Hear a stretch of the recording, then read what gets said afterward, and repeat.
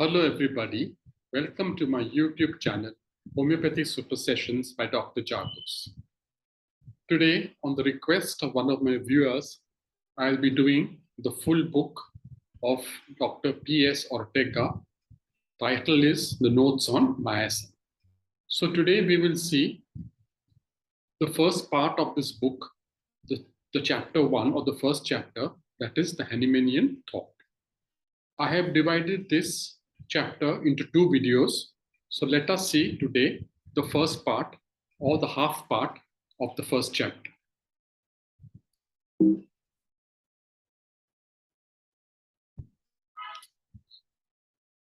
This chapter will focus on the concept of sickness, the fundamental concept of general pathology and its evolution in accordance with Dr. Trousseau, Trousseau's concept of diathesis in relation to Hahnemannian's concept of miasm, the classification of constitution, and different quotations of authors like Janito Viola, Nicola Pende, Kretschmer, and Maranon.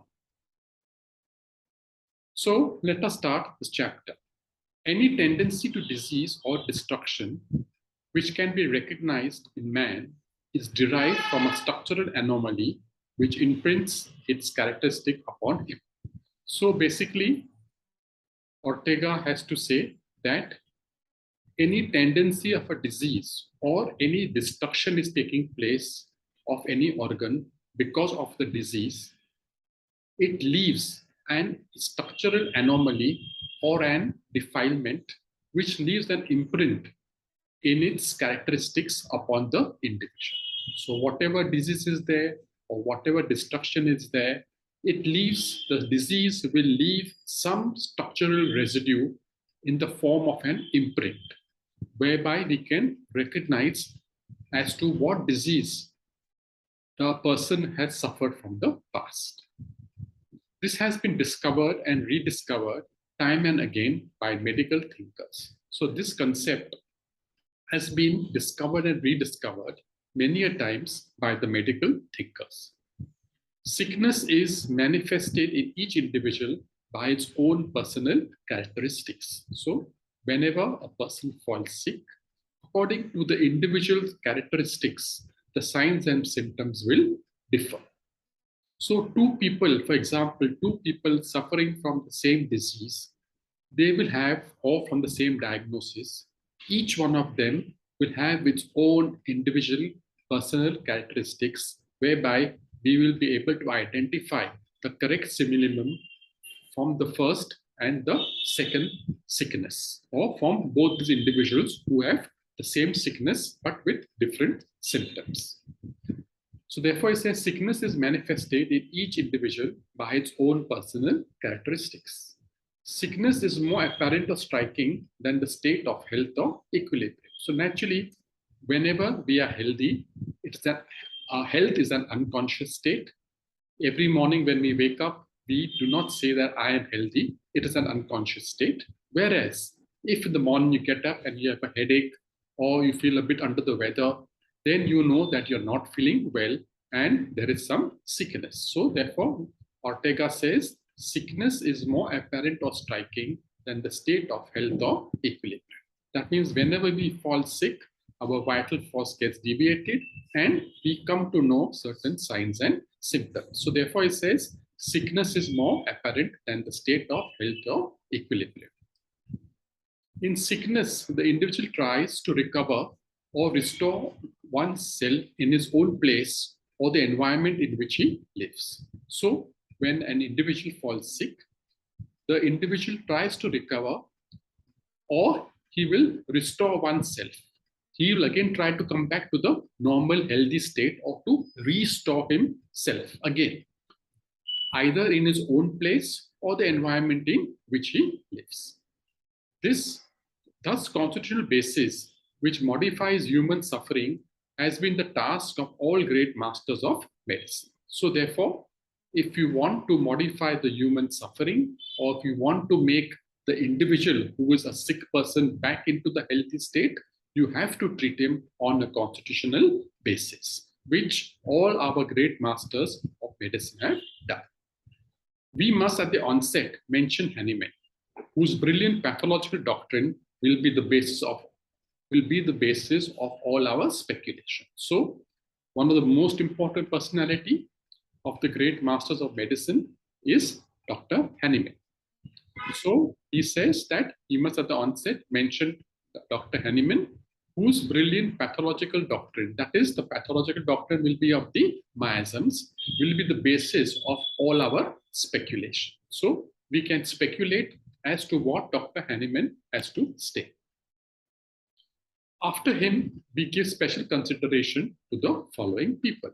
That is Trousseau, Janito Viola, Nicola Pende, Gresham, Maranon, Carrel, Mayoral Padro, Brush, and also of the homeopathic authors, we refer specially to H. Allen, H. J. Perez, and Leon Vanier. The ultimate aim of these and others authors is for the recognition, presentation of evidence, and finally, classification of human species into modes of suffering or forming groups. So these are the ultimate aim of any author, is to be recognized, to present the evidence, and to classify the human species into the different modes of suffering or put them into different groups.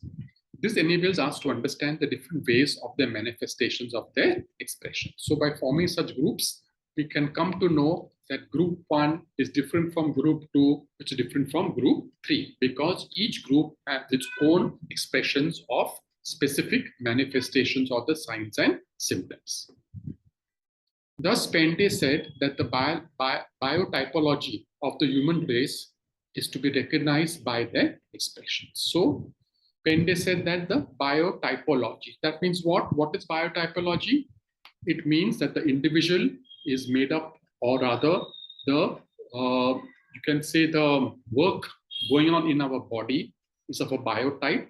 That means the anatomy, the normal physiology, the normal endocrinology. So whatever changes are taking place and which are taking place in harmony, not only with that, but also with the environment and the psychological causes. All that makes up the biotype of the person. So Pende says that the biotypology of the human race is to recognize it by their expression. So naturally, so whatever biotype is there, and when there is disequilibrium, there is altered pathology. So there is altered physiology, there is altered anatomy, and all this alteration state will give rise to the signs and symptoms. That is by their expressions. This meets the essential requirements of scientific method, analysis before synthesis, in order to achieve a definition of the individual in a more fundamental form. So he says that this is a very essential requirement because we have to analyze it before we synthesize it. So analysis is what? It is just grouping of the symptoms into its various groups, like the mentals, physical generals, physical particulars. And synthesis is collecting all the mentals, all the physical generals, and all the physical particulars under one group. So analysis before synthesis in order to achieve a definition of the individual in a more fundamental form. The biotypological classification was obviously formulated for clinical and therapeutic use. So naturally, this type of deviation from the biotypological plane was used for clinical and the therapeutic use. 100 years ago, Trousseau concept of diathesis emerged and became of a transcendental importance. So Trousseau, he started making a concept of the diathesis. This definition appears to me fully in agreement with Hahnemann's miasm. So whatever definition Trousseau has given of the diathesis, Ortega says that he fully agrees with that of Hahnemann's definition of the miasm. Trousseau's reasoning about diathesis is not well understood. But unfortunately, whatever reasoning or whatever concept Trousseau had given regarding diathesis, it is not well understood. Modern dictionaries define it as an individual's hereditary disposition to contract a particular group of sickness. So if you look up any modern dictionary, the diathesis can be defined as the individual's hereditary disposition. So there's a hereditary disposition to contract a particular group of sickness. The disease could be recognized, could be congenital, or could be acquired. So thus, this disposition to the hereditary disposition to contract a particular group of sickness could be either congenital or it could be acquired. It is still essentially predisposition, which is invariably chronic, causing alteration, which are numerous in form but single in essence. So this diathesis could be compared to the predisposition of the patient, that is the fundamental miasm, which is obtained from the family history and supported by the past history in the case. So predisposition is invariably chronic. It causes alterations which are numerous in form but single in essence. So you may get a different predisposition in different families, but you will get an essence saying that this family has this type of predisposition, either a cancerous disposition or a rheumatic disposition or whatever it may be, depends upon whatever diseases are hereditary in the family. Trousseau was acquainted with the ideas of Hahnemann and he gave a clear relationship between the two. So Trousseau was well versed with the doctrines of Dr. Hahnemann and he gave a well comparison or a well relationship between diathesis and predisposition. Unfortunately, Trousseau's brilliant concept offered to the medical world was neither utilized nor properly developed. So whatever Trousseau had put up to the medical world, unfortunately, it was not utilized properly or it was not developed properly. His speculation was not supported by sufficient evidence. So there was a lack of evidence to whatever he was speculating or to whatever he had declared it to the world. Those who claimed to follow him recognized a great number of diatheses. For those people who were his followers, they said that they had come up with a number of diatheses under different headings. Now let us see what are those headings. It is listed in the dictionaries such as aneurysmic, angioneurotic, arthritic, asthenic, and autoinfection diathesis, the diathesis of contraction, the scabious, dystrophic, spasmodic, strenuous, also called scrofulous diathesis, the exudative diathesis of Zenri. So you could see there are in the dictionary a variety of names regarding these diatheses.